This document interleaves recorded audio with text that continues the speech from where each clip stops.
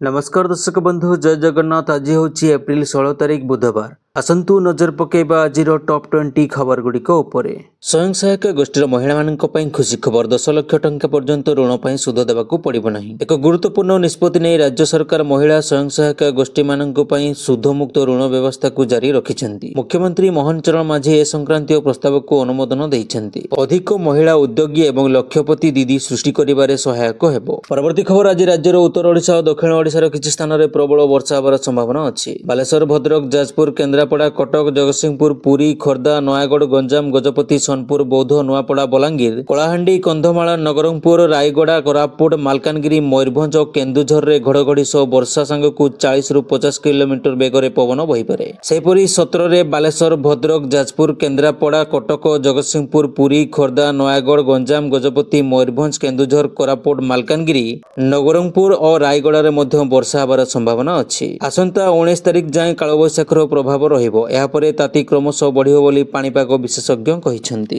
परवर्ती खबर राज्यर एबे गृहरक्षी होमगार्ड नियुक्ति चलिथिबा बेले सृष्टि होईछि अतिरिक्त 2500 पदवी। मुख्यमंत्री मोहन चरण माझी मंगलवार ए संक्रांतीय प्रस्ताव को अनुमोदन दैछन्ती। राज्ୟରେ वर्तमान गृहरक्षी पदवी संख्या 17775 अछि। 2500 नुआ पदवी सृष्टि हेबा परे समुदाय पदवी संख्या 20175 हेला। राज्ୟରେ आईन श्रृंखला परिस्थिति को सुदृढ़ करिया पई राज्य पुलिस बाहिनी रे पदवी संख्या वृद्धि करा जिबा संपर्क में मुख्यमंत्री पूर्व घोषणा करथिले। राज्य पुलिस विभाग विभिन्न शाखा प्राय 12,000 पदवी सृष्टि करा जिवो बोली मुख्यमंत्री पूर्व घोषणा करिसेंती। परवर्ती खबर केंद्र सड़क परिवहन और राजपथ मंत्री नितिन गडकरी एप्रिल 19 तारिख रे दिनिकिया ओडिशा गस्तरे आसियो बोली राज्य बीजेपी उपसभापति गोलक महापात्र सोमवार सूचना दैछन्ती। सांबादिक मानक सह आलोचना समय रे से कहिसेंती जे सड़क परिवहन और राजपथ मंत्री एप्रिल 19 तारिख रे भुवनेश्वर आसी बोरमुंडा ग्राउंड रे राज्य पई अनेक जातीय राजपथ प्रकल्पर उद्घाटन करिवार कार्यक्रम रहिछि। परवर्ती खबर मनरेगा रे मजूरी वृद्धि करिसेंती केंद्र सरकार। पूर्वरु 252 टंका थिला बेले एहाकू 21 टंका वृद्धि करा जाय 253 टंका करा जायछि।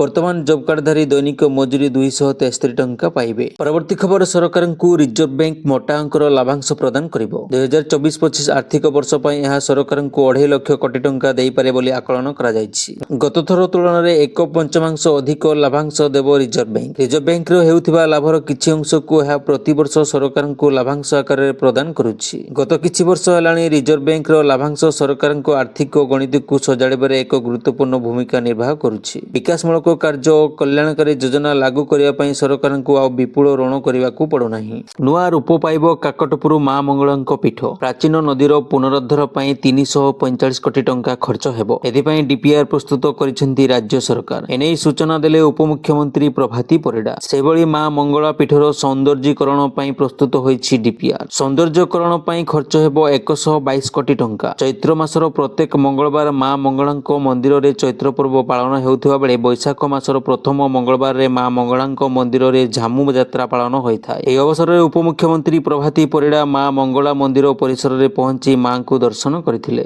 घटगां तारिणी मंदिर को 215 कोटी टंका मंजूर करछन्ती मुख्यमंत्री मोहन चरण माझी। गतकाली मुख्यमंत्री मोहन चरण माझी मां तारिणी को दर्शन करे मांकर कृपा लाभ करिबारे मांक मंदिर रे उन्नतीकरण निमंते 215 कोटी टंकार अनुदान घोषणा करिसेंती। ए अर्थ रे उन्नतीकरण काम खूब शीघ्र आरंभ हेबो बोली मुख्यमंत्री कहिसेंती। परवर्ती खबर अडुआ रे मार्क जुकरबर्ग बिक्री करिबाकू पड़ी पारे सबुठु बड़ आप व्हाट्सएप और इंस्टाग्राम। विश्वर दुई विशाल सोशल मीडिया आप इंस्टाग्राम और व्हाट्सएप अमेरिकार धनी व्यक्ति मार्क जुकरबर्ग को मालिकानरु खसी जिबार संभावना रहिछि। 2020 रे तांको कंपनी फेसबुक ना रे प्रतियोगिता को प्रश्रय देउनथिबा अभियोग रे एक मामला रुजु होइथिला। पुनि थरे सेही मामला कोर्ट को जाइछि। जदि राय जुकरबर्ग को विपक्ष रे जीवो तेबे तांको उभय व्हाट्सएप और इंस्टाग्राम को बिक्री करिबाकू पड़िबो। परवर्ती खबर माछ मानक अंडादान ऋतु रे सामुद्रिक जीवन को सुरक्षा देबा पई ओडिशा उपकूल रे एप्रिल 15 तारिख रु 2 मास पई माछ धरिबा उपरे प्रतिबंधक लगा जाइछि। ए निषेध अनुसार समस्त यांत्रिक डंगा और ट्रॉलर गुडी को जून 15 तारिख पर्यंत माछ धरिबा कार्यकलाप रु निषेध करा जाइछि। एपरि समस्त जहाज को एप्रिल 14 ତାରିଖ ମଧ୍ୟରାତ୍ରି ସୁଦ୍ଧା ସେମାନଙ୍କର ଜେଟି ଏବଂ କୂଳକୁ ଫେରିବାକୁ ନିର୍ଦ୍ଦେଶ ଦିଆଯାଇଥିଲା। ଏହି ସମୟ ମଧ୍ୟରେ କାହାକୁ ସମୁଦ୍ର ଭିତରକୁ ଯିବାକୁ ଅନୁମତି ଦିଆଯାଇ ନାହିଁ।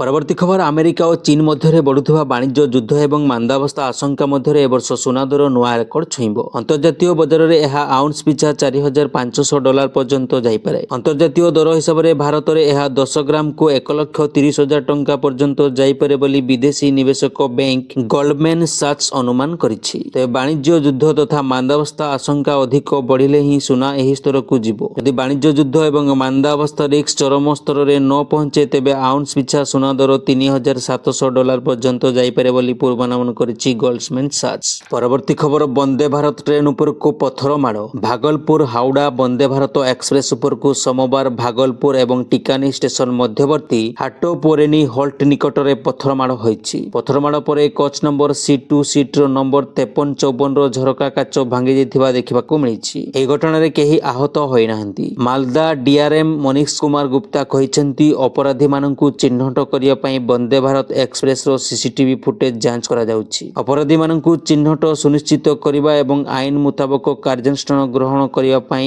RPF ସମସ୍ତ ଜରୁରୀ ପଦକ୍ଷେପ ନେଉଛି। ପରବର୍ତ୍ତୀ ଖବର, ଟେକ୍ ଜାଏଣ୍ଟ ଆପଲ ରାଷ୍ଟ୍ରପତି ଡୋନାଲ୍ଡ ଟ୍ରମ୍ପଙ୍କ ତାରିଫ ମାଡ଼ରୁ ବର୍ତ୍ତିବା ପାଇଁ ରାତି ଦିନ ଏକ କରି ଭାରତରୁ 6 ଚାର୍ଟାର୍ଡ କାର୍ଗୋ ବିମାନରେ 600 ଟନ୍ କିମ୍ବା ପ୍ରାୟ 1.5 ନିୟୁତ ଆଇଫୋନ ଆମେରିକାକୁ ନେଇଯାଇଛି। ଏହି ପଦକ୍ଷେପ ଆମେରିକାର ସ୍ମାର୍ଟଫୋନ କମ୍ପାନୀର ଟ୍ରମ୍ପଙ୍କ ଶୁଳ୍କକୁ ମାତ ଦେବା ପାଇଁ ଏକ ଷ୍ଟ୍ରାଟେଜି ବୋଲି କୁହାଯାଉଛି। ଅନ୍ୟପଟେ ବିଶ୍ଳେଷକମାନେ ଚେତାବନୀ ଦେଇଛନ୍ତି ଯେ ଆପଲ ଡିଭାଇସ ଗୁଡ଼ିକର ମୁଖ୍ୟ ଉତ୍ପାଦନ କେନ୍ଦ୍ର ଚାଇନା ହୋଇଥିବାରୁ ଏଠାରୁ କମ୍ପାନୀ ଉତ୍ପାଦଗୁଡ଼ିକୁ ଆମେରିକାକୁ ଆଣିବାର ବଡ଼ ତାରିଫ 125%ର ସମ୍ମୁଖୀନ ହୋଇପାରେ, ଯାହା ଭାରତରୁ ଆମଦାନୀ ଉପରେ 26% ଶୁଳ୍କଠାରୁ ଏହି ସଂଖ୍ୟା ବହୁତ ଅଧିକ। କିନ୍ତୁ ଟ୍ରମ୍ପ ଗତ ସପ୍ତାହରେ ଚାଇନାକୁ ବାଦ ଦେଇ କେତେକ ଦେଶ ଉପରେ ନୂତନ କର ଲାଗୁ ଯୋଜନାକୁ 90 ଦିନ ପର୍ଯ୍ୟନ୍ତ ସ୍ଥଗିତ ରଖିଛନ୍ତି। ପରବର୍ତ୍ତୀ ଖବର, ହରିୟାଣା ସରକାର ଏବେ ରାଜ୍ୟର ଅନୁସୂଚିତ ଜାତି ଓ OBC ବର୍ଗର ପିଲାମାନଙ୍କ ଡାକ୍ତରୀ ଏବଂ ଇଞ୍ଜିନିୟରିଂ ଶିକ୍ଷାର ସମ୍ପୂର୍ଣ୍ଣ ଖର୍ଚ୍ଚ ବହନ କରିବେ। ଏହି ବର୍ଗର ପିଲାମାନଙ୍କୁ ଦେଶର କୌଣସି ଶିକ୍ଷାସ୍ଥାନରୁ ଡାକ୍ତରୀ କିମ୍ବା ଇଞ୍ଜିନିୟରିଂ ପଢ଼ିବା ପାଇଁ କୌଣସି ଟଙ୍କା ଖର୍ଚ୍ଚ କରିବା ପାଇଁ ପଡ଼ିବ ନାହିଁ, ବରଂ ସରକାର ନିଜେ ଏହି ଖର୍ଚ୍ଚ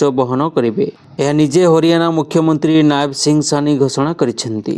ଚ୍ୟାନେଲଟିକୁ ଯଦି ଏବେ ଯାଏ ସବସ୍କ୍ରାଇବ କରିନାହାନ୍ତି ତାହେଲେ ସବସ୍କ୍ରାଇବ କରି ପାଖରେ ଥିବା ଅଲ୍ ବେଲ୍ ନୋଟିଫିକେସନ ଆଇକନଟିକୁ ଦବାଇ ଦିଅନ୍ତୁ, ଯାହାଫଳରେ ପ୍ରତ୍ୟେକ ଦିନ ଆପଣ ସକାଳୁ ସର୍ବପ୍ରଥମେ ଓଡ଼ିଶା ଏବଂ ଦେଶ ବିଦେଶର ତାଜା ଖବର ଗୁଡ଼ିକୁ ଜାଣିପାରିବେ।